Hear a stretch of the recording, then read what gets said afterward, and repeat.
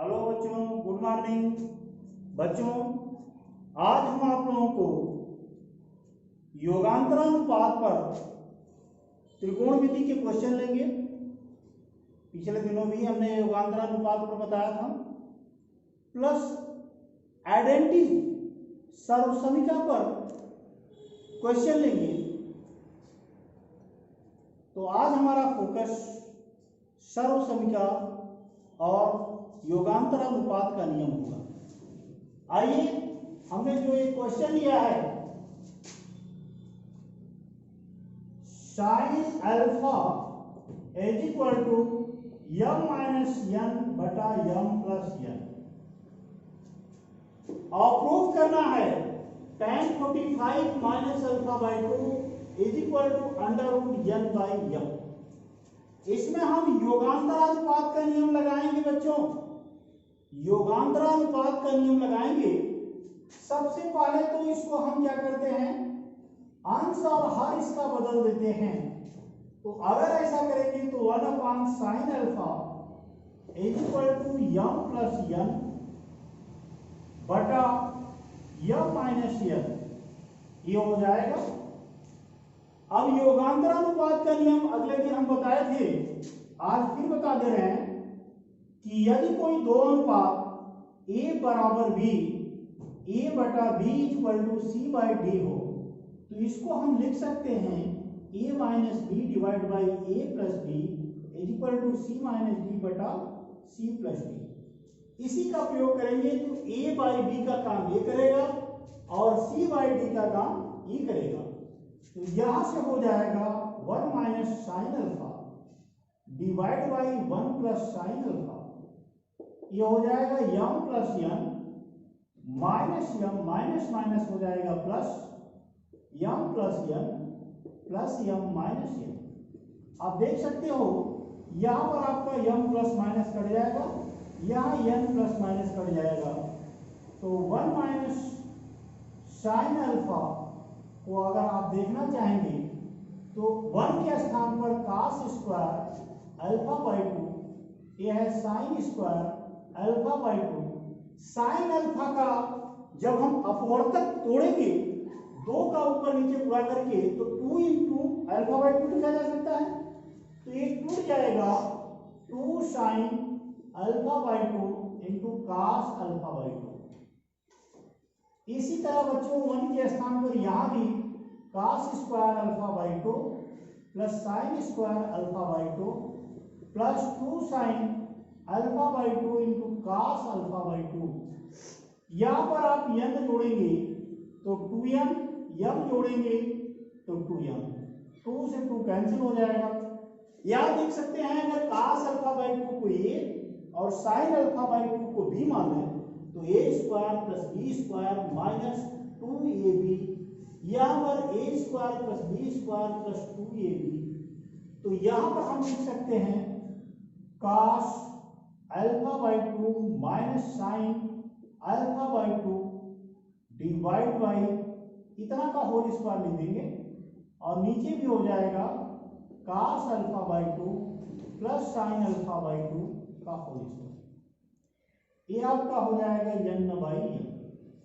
अब आप देख रहे हैं दोनों का होल स्क्वायर है, तो इसको हम cos alpha by 2 minus sine alpha by 2 divide by cos alpha by 2 plus sine alpha by 2 लिख सकते हैं।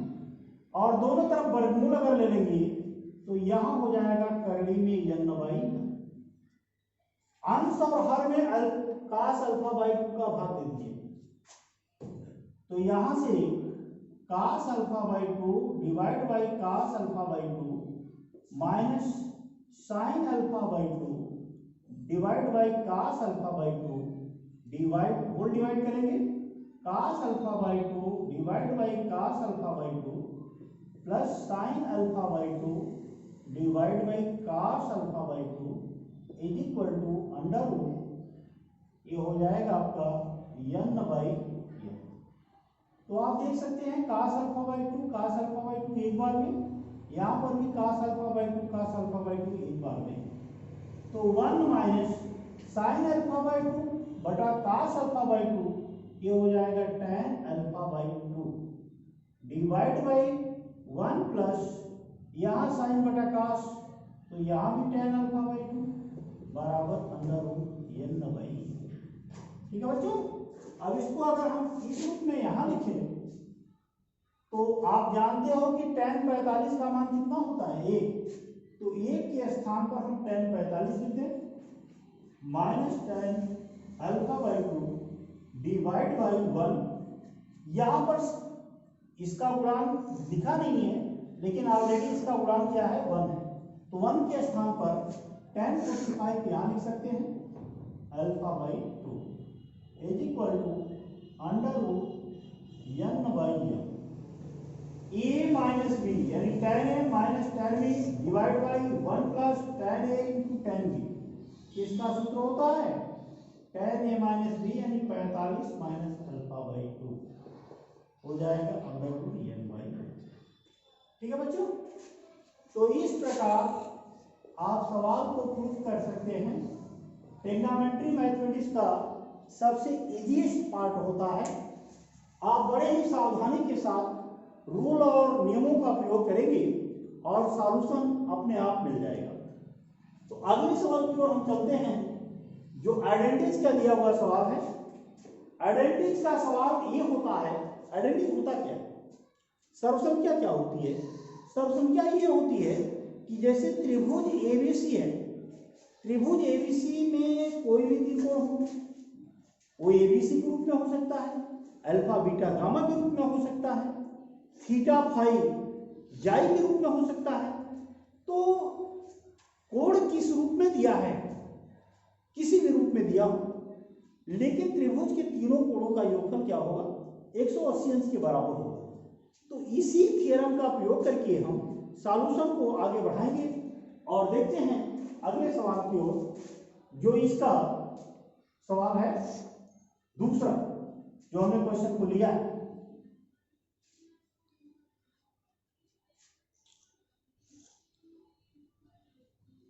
आइए दूसरा सवाल क्या है।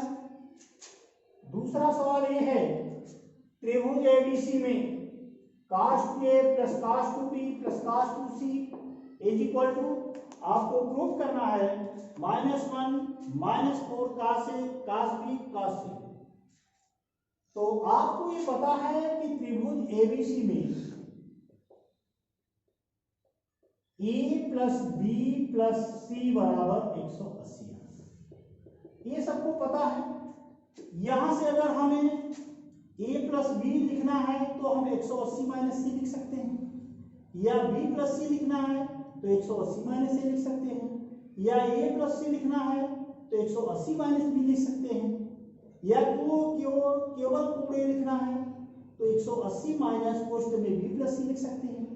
तो इसी तरह से जहां जिसकी आवश्यकता होगी हम उसकी आवश्यकताओं का प्रयोग करते हुए इसकी सॉल्यूशन को आपको देंगे। आइए क्वेश्चन को लेते हैं। क्वेश्चन का हम बारह क्वेश्चन लेते हैं लेफ्ट हैंड साइड। ये है cos 2a plus cos 2b plus cos 2c। इसका रूल ये है बच्चों कि किसी दो पद, तीन पद होंगे ए बी और सी के रूप में, तो किसी दो पदों को आप हल करेंगे cos c और cos b का फार्मूला यानी योगात्मक वाले फार्मूले को लेकर के, और एक को आप वर्ग के फार्मूले से तोड़ेंगे। तो हम पहले दोनों को ले लें या लास्ट के ले लेंगे, पहले को ही फिक्स कर देते हैं, लास्ट दोनों को हल करते हैं।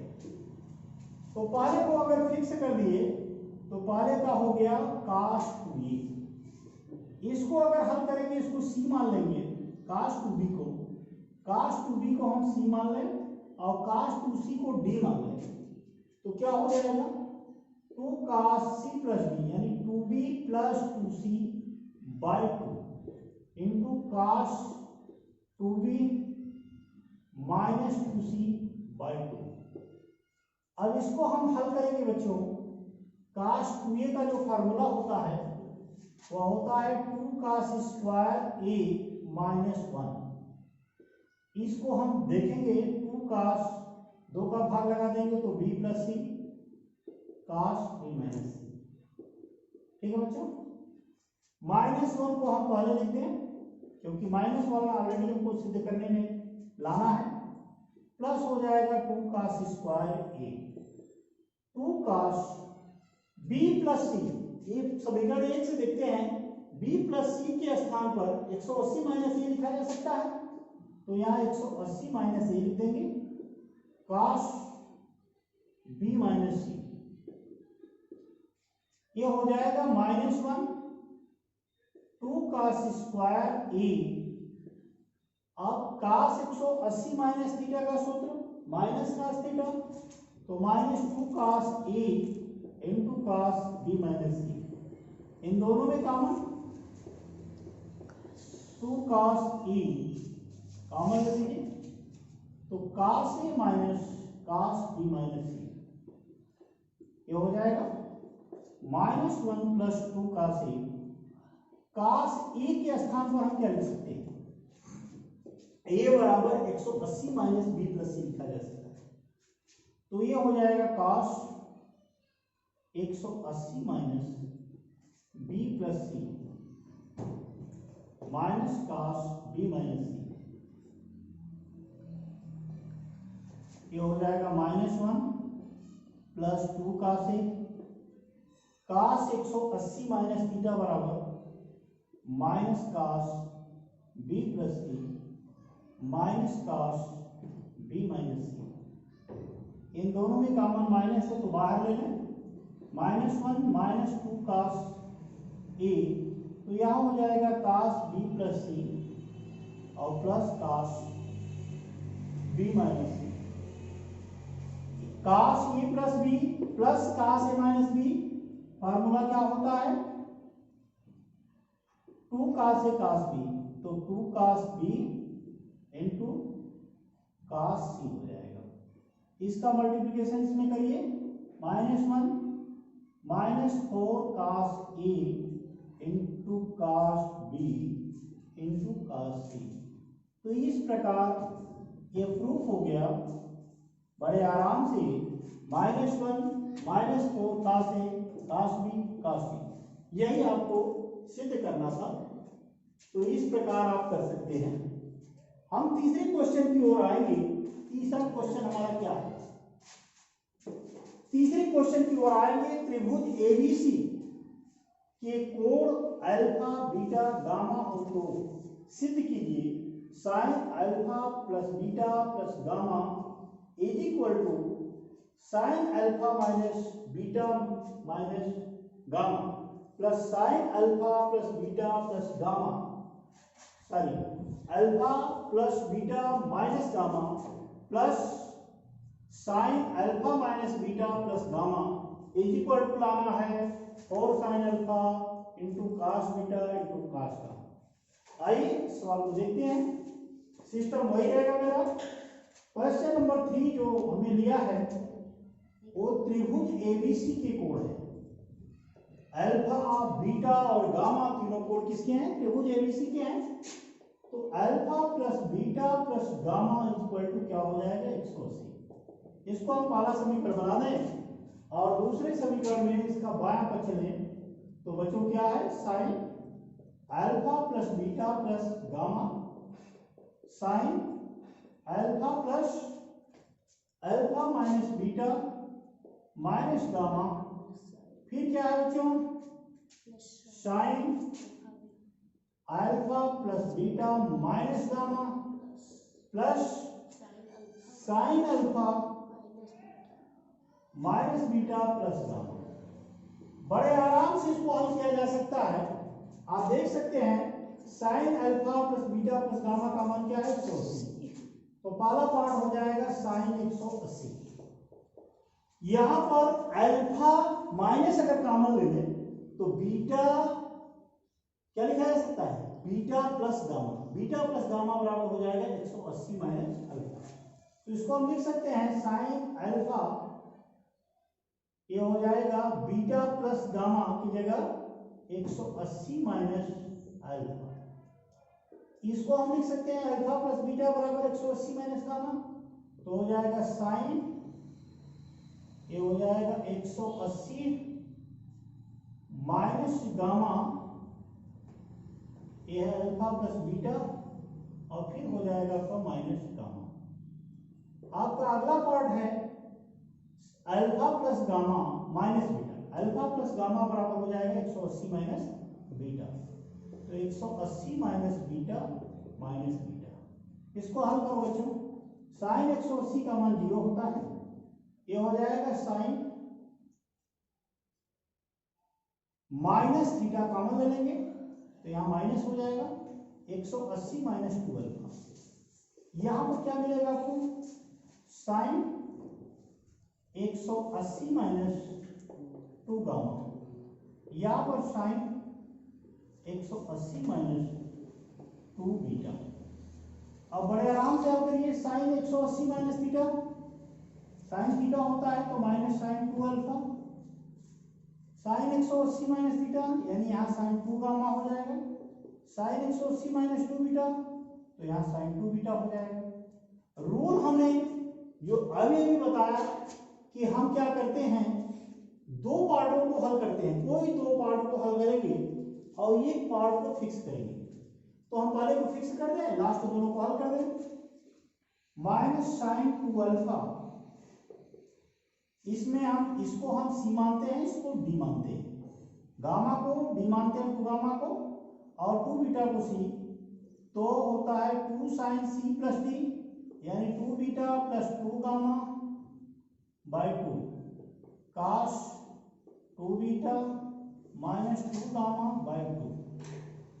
इसको आप तोड़ दीजिए, साइन 2 अल्फा का minus 2 sine alpha into cos alpha, ये हो जाएगा 2 sine beta plus gamma cos beta minus gamma. ठीक है बच्चों, अब यहां से minus 2 sine alpha cos alpha, यहां पर कास अल्फा के स्थान पर, अल्फा के स्थान पर क्या लिखें, कास 180 माइनस बीटा प्लस गामा, ये लिखते हैं, और बीटा प्लस गामा के स्थान पर 180 माइनस, तो 2 sine 180 minus alpha cos beta minus gamma. इसको हल करें, minus 2 sine alpha cos 180 minus theta minus cos theta, तो माइनस माइनस क्या हो जाएगा, प्लस हो जाएगा, कास बीटा प्लस गामा, और साइन 180 माइनस थीटा केवल साइन थीटा होता है, तो 2 sine alpha cos beta minus gamma. इन दोनों में कॉमन क्या है बच्चों, 2 साइन अल्फा कॉमन है, कॉमन ले लीजिए, बचा क्या, काश बीटा प्लस गामा काश बीटा माइनस गामा। ये क्या होता है, ए प्लस बी काश ए प्लस बी प्लस काश ए माइनस बी, 2 काश ए, काश बी फार्मूला होता है, तो 2 काश बीटा इंटू काश गामा, 2 2 जा 4, 4 sign alpha cos beta into काश गामा। ऐसे तो हो जाएगा, प्रूफ आप लिख सकते हो। तो इस प्रकार ऐसे सवालों को हम सॉल्व करते हैं। तो आइडेंटिटीज के क्वेश्चन न सिर्फ आपके सिलेबस में है, महत्वपूर्ण है, परीक्षा उपयोगी है, बल्कि अगर आपको बड़ी क्लासों में यानी 12वीं में मैथ और फिजिक्स पढ़ना है तो आइडेंटिटीज तोड़ना, आइडेंटिटीज को हल करना बहुत ही आवश्यक है, समझ रहे हैं। तो हो सकता है आपकी जो एनसीईआरटी की नई बुक आई है उसमें आइडेंटिटीज के बहुत क्वेश्चन ना हो, 1-2 क्वेश्चन हो, लेकिन आप डॉक्टर हर्षरूप शर्मा या और किसी राइटर से की किताब से आइडेंटिटीज के क्वेश्चन को आप सिलेक्ट कर लीजिए और उनको सॉल्व करिए, क्योंकि विदाउट आइडेंटिटीज को हल किए आप आगे नहीं बढ़ सकते, आगे मैथमेटिक्स नहीं हल कर सकते, फिजिक्स में भी आपको प्रॉब्लम होगी। तो इन्हीं शब्दों के साथ हम अगले दिन त्रिकोणमिति समीकरण की चर्चा करेंगे। तो त्रिकोणमिति समीकरण ट्रिग्नोमेट्रिकल इक्वेशन अगले एपिसोड में लेकर के आएंगे, त्रिकोणमिति पार्ट 4। आज हमने त्रिकोणमिति पार्ट 3 आपके सामने रखा है। तो त्रिकोणमिति पार्ट 4 में हम आपको लेके आएंगे। तब तक के लिए थैंक यू वेरी मच।